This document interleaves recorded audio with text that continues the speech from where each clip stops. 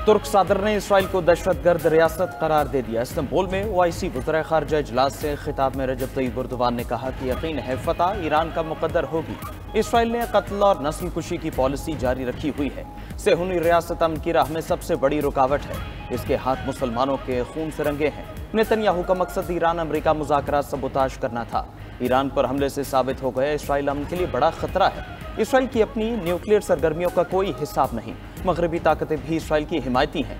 Iran को अपने दिफा का पूरा हक हासिल है। ईरान इसराइल तनाज़ा खतरनाक मोड़ पर है। तनाज़ा जल्द खत्म न हुआ तो नताइज दहाइयों तक महसूस होंगे। तुर्क वज़ीर ख़ारजा हाकान फिदान ने कहा इसराइल खित्ते को मुकम्मल तबाही की तरफ लेकर जा रहा है। मुस्लिम ममालिक ईरान की हिमायत में मुत्तहिद हो जाएं। ओआईसी इजलास में 40 से ज़ायद ममालिक के आला हुकाम शरीक। वज़ीर ख़ारजा इसहाक डार और ईरानी वज़ीर ख़ारजा अब्बास इराक़ची भी मौजूद।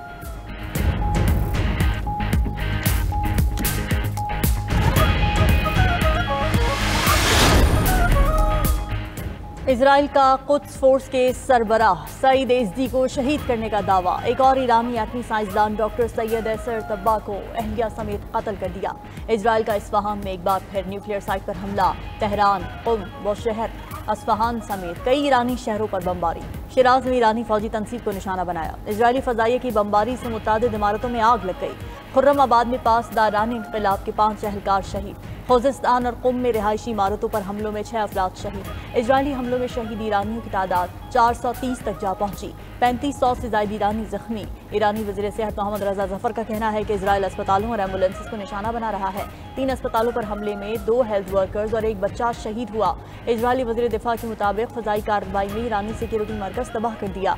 ईरानी फोर्सेज ने इस्फहान में इजरायली ड्रोन मार गिराया। वीडियो भी जारी। कुम में इजराइल के लिए जासूसी के इल्जाम में गिरफ्तार अफराद की तादाद 22 हो गई।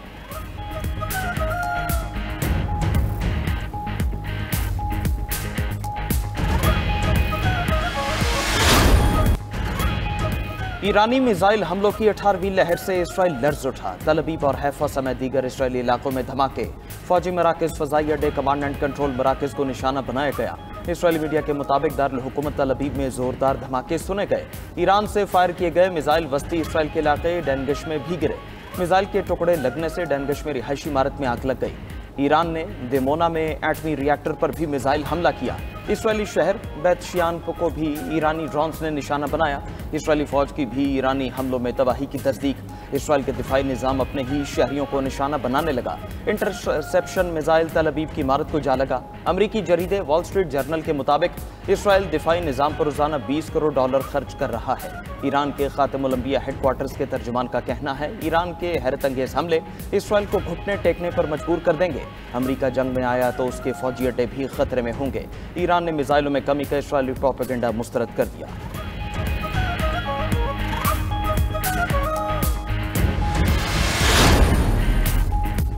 ईरान से बात करेंगे, देखते हैं क्या नतीजा निकलता है। अमेरिकी सदर डोनाल्ड ट्रंप की मीडिया से गुफ्तगू। कहा मुज़ाकिरात से पहले सीज़फायर चाहता हूँ। ईरान पर हमला करने का फैसला 2 हफ्ते में करूंगा। अमेरिकी असासों पर हमला हुआ तो हमला करने वालों को दुख होगा। ईरान में ज़मीनी अफवाज उतारना आखिरी हल होगा। इजराइल के पास इतनी सलाहियत नहीं कि वो ईरान की जौहरी सलाहियत ख़त्म कर सके। ट्रंप मजीद बोले कि ईरान की एटमी सलाहियत से मुतालिक तुलसी ने गलत कहा। कुछ लोगों को मुंह नहीं खोलना चाहिए। हकीकत में ईरान कुछ हफ्तों या महीनों में जौहरी हथियार बना सकता था। ईरान अमेरिका से बात करना चाहता है, यूरोप से नहीं। जंग बंदी कराना यूरोप की सलाहियत नहीं।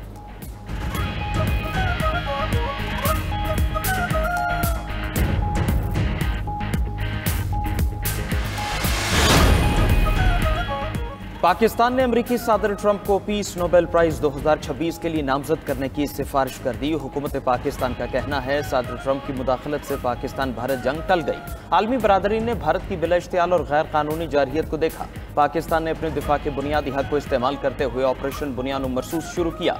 ऑपरेशन बुनियान मरसूस नपतुल्ला पुरअज़्म फौजी रद्द-ए-अमल था। सदर ट्रंप की दूरंदेश क़यादत ने इस्लामाबाद और नई दिल्ली के साथ सिफारती राबते उस्तवार किए। सदर ट्रंप की हिकमत अमली से तेजी से बिगड़ती सूरत हाल पर काबू पाया जा सका।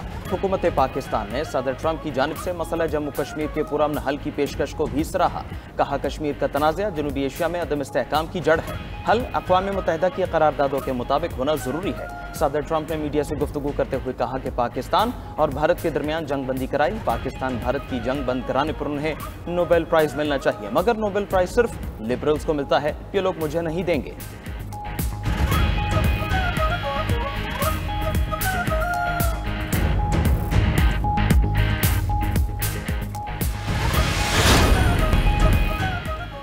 जंग में अमेरिका की शमूलियत बहुत खतरनाक होगी। ईरानी वज़ीर ख़ारजा अब्बास इराक़ची की इस्तांबुल में गुफ्तगू बोले बदकिस्मती से हम इस नतीजे पर पहुंचे हैं कि अमेरिका शुरू से ही इस जारहियत में शामिल रहा है। हमारे पास कई शवाहिद मौजूद हैं। सिफारतकारी की तरफ वापस आने के लिए जारहियत को रोकना होगा। उधर जिनीवा में यूरोपीय वज़ीर ख़ारजा और ईरानी हममनसब की मुलाकात में कोई नतीजा ना निकल सका। बातचीत जारी रखने पर इत्तेफाक हुआ। जर्मन और बरतानवी वज़ीर ख़ारजा ने बातचीत में अमेरिका की शमूलियत पर जोर दिया। उधर फ्रांसीसी सदर ने मुज़ाकरात में ईरान पर शराइत आयद करने का इशारा दे दिया। कहा कि ईरान पर यूरेनियम अफजोदगी और मिसाइल प्रोग्राम रोकने की शराइत आयद होंगी।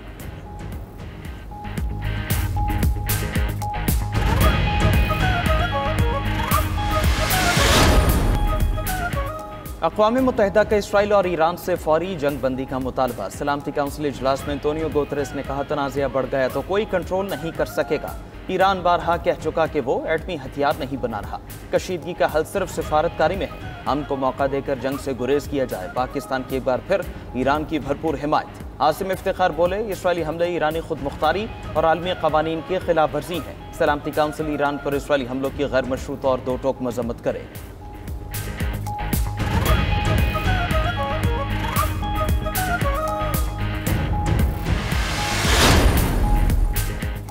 अमेरिका ने ईरान पर मजीद पाबंदियां आयद कर दी। खबर एजेंसी के मुताबिक ईरान के 20 इदारे अमरीकी पाबंदियों की जद में आए हैं। 5 दारान इनकलाब के अहदेदार भी पाबंदियों की फहरिस्त में शामिल। इसके अलावा अमेरिका ने 5 ईरानी शख्सियात और 3 बहरी जहाज़ों पर भी पाबंदियां लगाई हैं।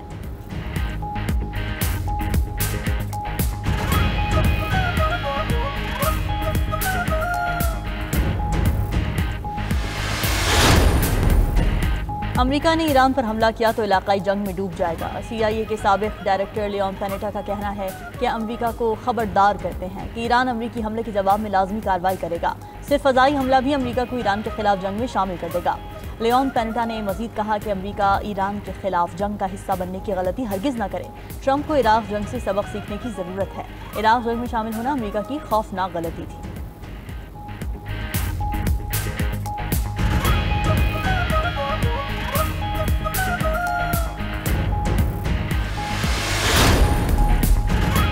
रवा माली साल में कोई मिनी बजट नहीं लाए। माली नज़्म में रहकर खसारे में कमी लाए और ज़र मुबादला बढ़ाया।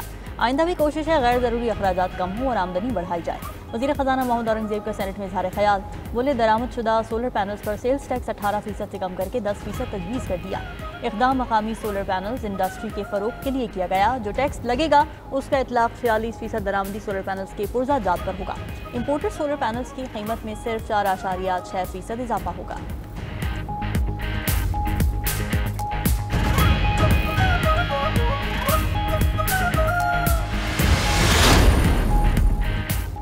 बानी पीटीआई के खिलाफ हरजाना केस की समाअत वज़ीर-ए-आज़म शहबाज शरीफ बज़रिया video link Lahore high court में पेश। कहा, जज साहब, आपके सामने बहुत सी पेशियां हो चुकी हैं, अभी तक मोहरों और दस्तखतों के अलावा कोई बात आगे नहीं बढ़ी। वकील बानी पीटीआई ने सवाल किया कि क्या बानी को भेजा गया लीगल नोटिस आपकी रजामंदी से जारी हुआ? शहबाज शरीफ ने जवाब दिया, जी ये दुरुस्त है, लीगल नोटिस मेरी हिदायत पर जारी किया गया। वकील बानी ने कहा, आपके दावे में लीगल नोटिस मौजूद ही नहीं।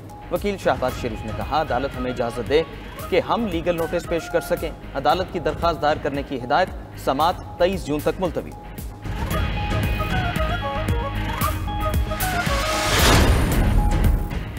सुप्रीम कोर्ट के सीनियर जज जस्टिस मंसूर अली शाह की आईनी बेंच की मुद्दत में तौसी की मुखालिफत। 19 जून के इजलास से पहले लिखा गया खत सामने आ गया। मुतालबा किया कि 26वीं तरमीम केस के फैसले तक आईनी बेंच की मुद्दत में तौसी न की जाए। खत में कहा कि पेशगी बता दिया था 19 जून के इजलास के लिए पाकिस्तान में दस्तयाब नहीं हूँ। तवक्को थी कि अदम दस्तयाबी पर इजलास मुअख्खर किया जाएगा।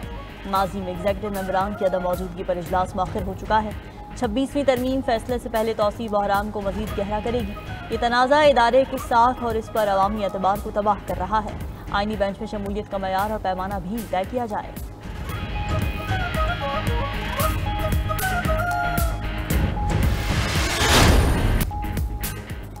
आलम इस्लाम की पहली खातून वज़ीर-ए-आज़म मोहतरमा बेनज़ीर भुट्टो शहीद की आज 72वीं सालगिरह। बेनज़ीर भुट्टो ने जिंदगी में क़ैद-ओ-बंद और जिला वतनी की सोबतें बर्दाश्त की। 1986 में वतन वापसी पर बेनज़ीर का फ़क़ीदुल मिसाल इस्तिक़बाल हुआ। 1988 और 1993 में वज़ारत-ए-उज़्मा के ओहदे पर फाइज हुई। 27 दिसंबर 2007 में रावलपिंडी में हमले में शहीद हुई। बेटे बिलावल भुट्टो ने अपने पैगाम में कहा, वालिदा शहीद का मकसद जहालत के अंधेरों का खात्मा था। उनके ख्वाबों की ताबीर करेंगे। लाहौर ननकाना साहिब कराची समेत शहर शहर के काटने की तकारीब। मुल्तान में चेयरमैन सेनेट यूसुफ रजा गिलानी, कराची में वजीर आला मुराद अली शाह और दीगर अराकीन ने केक काटा।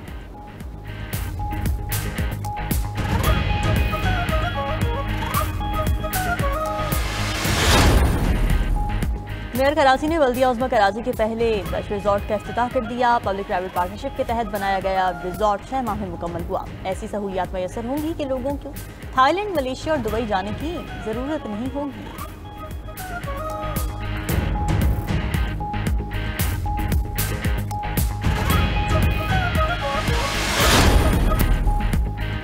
नाइजर के फौजी अड्डे पर दहशतगर्दों का हमला, 34 फौजी हलाक, 14 जख्मी।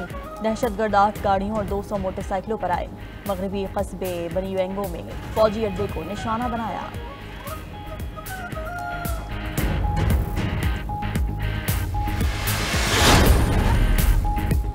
और दुनिया के बुलंद तरीन मैदान में शंदूर पोलो फेस्टिवल का आज दूसरा रोज। पहले पोलो मैच में सरलासपुर चित्राल ने गेजर जीबी को 3 के मुकाबले में 6 गोल से शिकस्त दी। सतह समुद्र से 12,200 फीट बुलंदी पर मुनाकिदा मेले में बड़ी तादाद में मुल्की और गैर मुल्की सयाह शरीक। पोलो टूर्नामेंट के अलावा पैराग्लाइडिंग और पैराट्रूपिंग को भी इंजॉय करने लगे।